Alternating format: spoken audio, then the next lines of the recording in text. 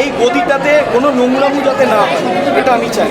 আর এই যে ওনারই বক্তব্য যে ওনার অভিযোগ যে সিসিটিভি ফুটেজ আছে, বারবার করে বেরিয়ে দেওয়া হচ্ছে 5-6 জনের নাম বললে যে এই তো প্রেস রুমে ফাইল নিয়ে যাচ্ছে, আমাদের রেকর্ডিং আছে, অতটারও নাম রয়েছে।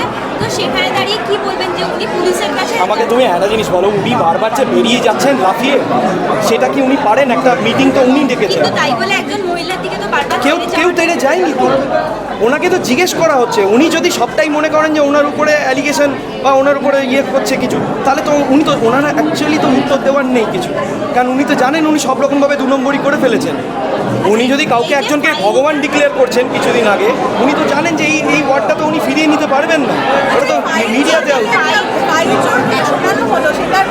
সত্যি তো ফাইলটা চুরি করে নিয়ে গেল তোমাদের সামনে থেকে, তোমরা তো দেখতে পেলে। কিন্তু সেখানে দাঁড়িয়ে আবারও এটাও বক্তব্য ওনার যে ওনার হাত থেকে ফাইল নিয়ে নেওয়া হয়েছে।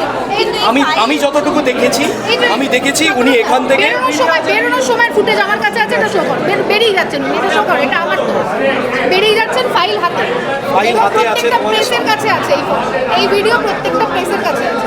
তাহলে সেই মুহূর্তে না এই দেখো ফাইল নিয়ে বেরিয়েছে উনি ফাইল হাতে, উনি বগল দাবা করে ফাইল নিয়ে যাচ্ছেন। কিন্তু এই ফাইলের মধ্যে এমন কি আছে আমি জানতে চাইছি এখন। ফাইলটা না আটকে আপনারা কেন স্লোগান দিলেন? না আমি তাও একটা মহিলা গায়ে কি করে হাত তাহলে পুলিশ কিছু কেন বললো না? কে?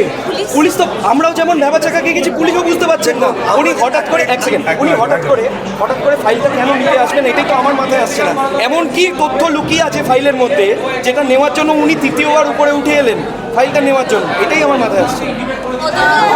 ওনার ওনার কয়েকজন লোক উঠে এলেন এবং